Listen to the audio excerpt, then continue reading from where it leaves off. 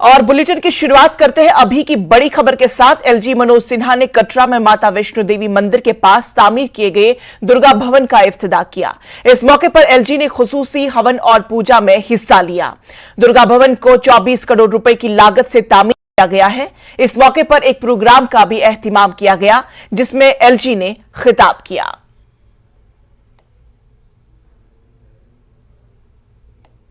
मेरे साथ है मिस्टर मोहनलाल, जो कि सुपरिटेंडेंट इंजीनियर हैं सेंट्रल वर्क्स पब्लिक डिपार्टमेंट के। इन्होंने इनकी निगरानी में ही, इनके डिपार्टमेंट की निगरानी में ही ये दुर्गा भवन का निर्माण यहाँ पे हुआ है माता वैष्णो देवी के भवन में।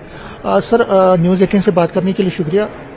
कितना बड़ा प्रोजेक्ट है, कब ये शुरू हुआ, कितना पैसा लगा है और कितनी फैसिलिटी है, सारा मुझे आप बताएं। ये सर लगभग 35 पॉइंट समथिंग करोड़ का जो है हमारी सैंक्शन है इसकी, और 2021 में सैंक्शन आई थी हमको, और हमने इसको काम करें जुलाई 2021 में अवार्ड कर दिया था 25 करोड़ की लागत पे। तो 25 करोड़ के बाद कुछ एक्स्ट्रा काम भी इन्होंने कराए थे हम लोगों से। तो टोटल मिला के कॉस्ट, अगर इसकी कंप्लीशन कॉस्ट देखी जाए तो 30 करोड़ के आसपास कर आएगी।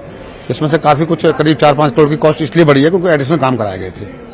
और हमने जुलाई में वर्क अवार्ड हुआ था हमारा, और अगस्त में फाउंडेशन सेरेमनी ऑनरेबल एलजी ने 18 अगस्त को हमारे ऑनरेबल एलजी ने इनका फाउंडेशन सेरेमनी की थी। उसके बाद हमने इमीडिएटली काम शुरू कर दिया था। और वैसे टारगेट तो 12 महीने का, लेकिन क्योंकि यहाँ पर साइट कंडीशंस की वजह से बहुत ज्यादा समस्याएं आई, क्योंकि यहाँ पे स्नोफॉल फ्रिक्वेंटली होता है, बारिश फ्रिक्वेंटली बहुत होती है। दूसरा, यहाँ पर क्या था, पहले पुरानी बिल्डिंग बनी हुई थी दुर्गा भवन, उसको तोड़ करके यहाँ का उसका मलबा यहीं दबाया हुआ था। तो कुछ 17 कॉलम हमारे ना मलबे के अंदर गए हैं। पहले वहाँ पाइलिंग थी हमारी, पाइलिंग जब पॉसिबल नहीं हुई थी, मशीनरी उतनी कैपेसिटी की यहाँ नहीं आ सकती थी, तो फिर ये डिसाइड हुआ था हाई लेवल पे कि इसको पूरा जहाँ पे फील्ड है उसको निकाल दिया जाए और कॉलम को हार्ड रॉक के बॉटम से लाया जाए। तो 17 कॉलम ऐसे हैं जिनकी फाउंडेशन 10 से 12 मीटर के डेप्थ से नीचे से लाई गई है। तो वो 2-3 महीने का टाइम हमारा एक्स्ट्रा लगा है, और कुछ थोड़ा सा साइट कंडीशन ऐसी हैं, स्नोफॉल ऐसा है, तो उसकी वजह से हमारा करीब 6 महीने करीब काम लेट हुआ है। और 30 करोड़ में जो है हमने ये काम। फैसिलिटीज क्या है? क्या इसके अंदर सर, एक तो जैसे तृप्ति भोजनालय, ये टेरास पे अगर देखें तो तृप्ति भोजनालय बन गया है, जो कि एलजी साहब ने इनॉग्रेशन पहले ही कर चुके हैं। इधर रिसेप्शन एरिया है, और ये पूरा टेरास है, ओपन टेरास है, इस पर पब्लिक कोई भी आकर के रह सकती है। उसके नीचे फिर डॉर्मेट्रीज है हमारी, जैसे 8 डॉर्मेट्रीज एक फ्लोर पे, ओपन डोर नहीं, कुछ ओपन डॉर्मेट्रीज है, कुछ रूम की डॉर्मेट्रीज भी है। जो रूम की डॉर्मेट्रीज है उसमें 8-8 बंक बेड्स लगाए हुए हैं, और बाकी ओपन डॉर्मेट्रीज है। एक हॉल के अंदर दोनों साइड में हमने फ्लोरिंग, वुडन फ्लोरिंग की हुई है, जिसपे 8 लोग एक साइड में लेट सकते हैं। हर फ्लोर पे इस तरह से ओपन डॉर्मेट्रीज हैं, और सेकंड फ्लोर पे 16 सिंगल रूम के सूट्स हैं जो प्रॉपरली फर्निश्ड हैं, पीओपी के साथ में। उसमें बेड भी लगे हुए हैं, टीवी भी, एवरीथिंग सब कुछ सेट कर दिया गया है, अच्छे बने हुए हैं। तो होटल का लुक दे रहे हैं, मतलब उसमें कोई कमी नहीं है। क्वालिटी वाइज ओवरऑल देखा जाए तो क्वालिटी भी अच्छी है। ग्रेनाइट लगा हुआ है फ्लोरिंग में, आप देखेंगे यहाँ स्कर्टिंग में भी ग्रेनाइट लगा हुआ है, और सारे कमरों में विट्रीफाइड टाइल्स वगैरह हैं। प्लस फायर फाइटिंग का प्रॉपर अरेंजमेंट किया गया है, ग्रीन बिल्डिंग नॉर्म्स को अपनाया गया है, और ग्रीन बिल्डिंग के हिसाब से हमने यहाँ पर जैसे फ्लाई या सीमेंट यूज किया है, और एक एरेटेड ब्लॉक्स, जो ब्लॉक्स बोलते हैं हम लोग, उसमें हमने चिनाई में उनको यूज किया है। ठीक है ना। 4 लिफ्ट हैं 13 पैसेंजर्स की। तो लिफ्ट ऊपर से, यहाँ एंट्रेंस हमारी मैन यहीं से होगी, और ऊपर से नीचे उतरेंगे, फिर ग्राउंड फ्लोर से होते हुए ट्रैक और नया आगे बनेगा, उससे लोग नीचे से उतर के चले जाएंगे। कितना मदद मिलेगा? जैसे ये अकोमोडेशन है, लगभग यहाँ देखा जाए तो 600-700 लोग एट ए टाइम। नहीं, कितना, मतलब मैं ये कह रहा था कि कितना जो फैसिलिटीज जो मिल रही है, तो इस नहीं, जो फैसिलिटीज मिल रही है उससे लोगों को कितना फायदा मिलेगा जो भवन में यहाँ आते? नहीं, फैसिलिटीज तो यहाँ से बहुत बेनिफिट होगा, क्योंकि ये बिल्डिंग काफी बड़ी है, 57 मीटर लंबी है, लगभग करीब 25 मीटर चौड़ी है। तो इसमें पहले यहाँ रहते थे, लेकिन क्योंकि पुराना सब कंस्ट्रक्शन जो है पुराना है, और ये बिल्कुल न्यू टेक्नोलॉजी से बिल्डिंग बनाई गई है। आशु के साथ समीर भट्ट, न्यूज़ 18, माता वैष्णो देवी भवन, कटरा। अब सभी सुविधाओं से युक्त, और मुझे लगता है कि सनातन संस्कृति के प्रतीक के रूप में इस भवन को श्रद्धालुओं के लिए हम सब समर्पित करते हैं। जैसा हमारे मुख्य कार्यकारी अधिकारी ने बताया कि 3000 श्रद्धालु यहां अब रुक सकेंगे। 16 सूट, 17 पेड डॉर्मेट्रीज, 27 निःशुल्क डॉर्मेट्रीज की व्यवस्था की गई है। रिसेप्शन, प्रसाद काउंटर, तथा टेरेस पर जैसा इन्होंने बताया तृप्ति भोजनालय भक्तों के लिए उपलब्ध रहेगा, जो भवन की भव्यता को बढ़ाएगा। अब एक अनुरोध मेरा होगा, श्राइन बोर्ड में जितने भी हमारे सहयोगी हैं, उनकी मेहनत और उनके परिश्रम से ही यात्रा हम सफलतापूर्वक कर पा रहे हैं, तो उन सब लोगों को मैं प्रणाम करता हूं। अब भोजनालय हमारा देश का सबसे अच्छा भोजनालय बने, जो आगे वो यह महसूस करके जाए कि नहीं, सबसे शुद्ध और अच्छा भोजनालय यहां चल रहा है, जो सुविधाएं हमारी हो किसी से कम न हो, ये मेरा आग्रह होगा अपने सभी श्राइन बोर्ड के जो भी हमारे सहयोगी हैं जो काम कर रहे हैं। ये आपकी परीक्षा की घड़ी है और मेरी प्रार्थना होगी आप सबसे कि ये आप इसको ये मान करके करिए कि भगवती का काम है और इसका पुण्य और प्रसाद आपको और आपकी आने वाली पीढ़ियों को मिलने वाला है। इस भाव से, इस सेवा भाव से इस काम को हमें करना है। Rural self employment training institute मुख्तलिफ शोबों में एंटरप्रेन्योरशिप डेवलपमेंट प्रोग्राम चला रहा है। तमाम प्रोग्राम मुख्तसर मुद्दत के हैं। प्लम्बर की तरबियत भी जारी है। ऐसे ट्रेनिंग प्रोग्रामों में 3 खवातीन के बशमूल 15 उम्मीदवार शामिल हैं। न्यूज़ 18 लद्दाख से बात करते हुए रिसोर्स पर्सन स्केल्जन रिग्जन ने बताया कि rural self employment training institute देही नौजवानों को खुद रोजगार कमाने के काबिल बनाने के लिए तरबियत फराहम करते हैं, उनके हुनर को अपग्रेड कर रहा है और प्लम्बर की तरबियत पाकर लोग अपना रोजगार कमा रहे हैं। वजारत देही तरक्कियात के ज़ेर निगरानी काम करने वाले इस इदारे को SBI ताउन फराहम करता है।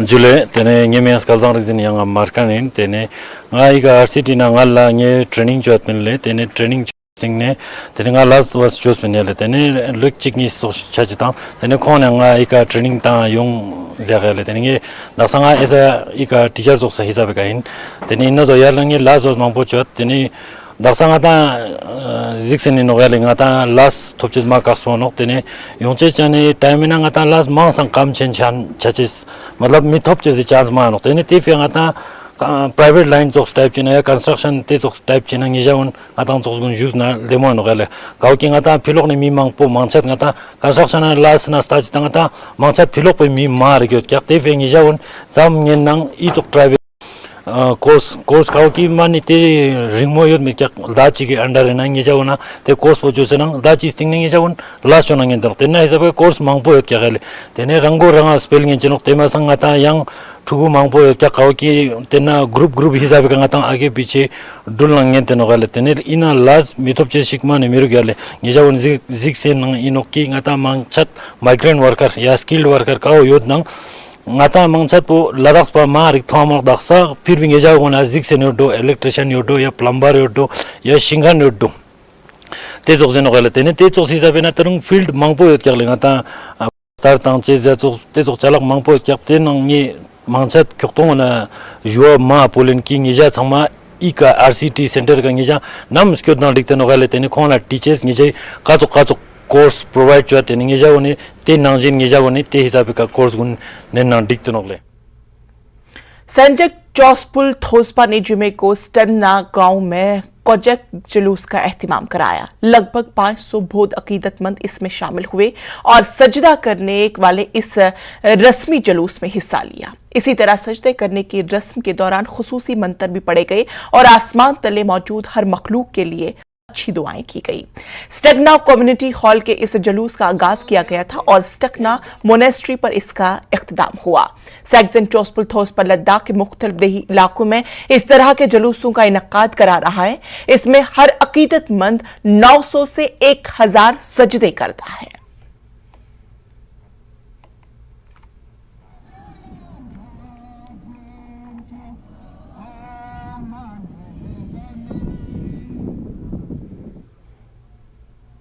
जम्मू कश्मीर के पुलवामा में सर्च ऑपरेशन के दौरान एनकाउंटर हुआ। तलाशी मुहिम चल रही है तो इसी दौरान दहशतगर्दों ने सिक्योरिटी फोर्सेस के जवानों पर गोलियां चला दी, जिसका जवानों ने बखूबी जवाब दिया। दरअसल मित्री गांव में मुहासरा करके तलाशी अभियान चलाया गया। बताया गया कि एनकाउंटर के मकाम पर मिलिटेंट फरार हो गए हैं।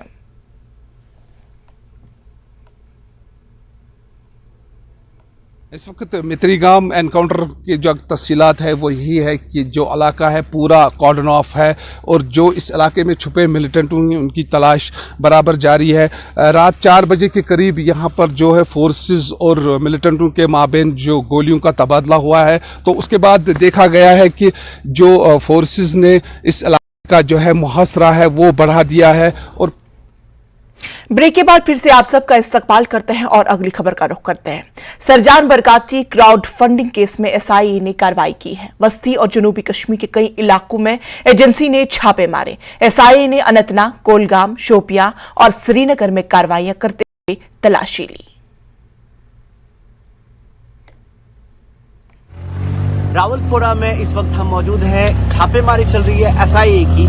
श्रीनगर में 2 मकामात पे, रावलपुरा और छतरबल पे, कुल 8 मकामात पे, कुलगाम, शोपियां और अनंतनाग जिलों में ये जो छापेमारी है ये क्राउड फंडिंग केस में एसआईए कर रही है। जो क्राउड फंडिंग केसेस यहाँ पे हुए हैं उसके बारे में एसआईए का कहना है कि यहाँ पे वो फंडिंग मिलिटेंसी में इस्तेमाल की गई है। एसआईए ने कई बार पहले भी छापेमारी की है।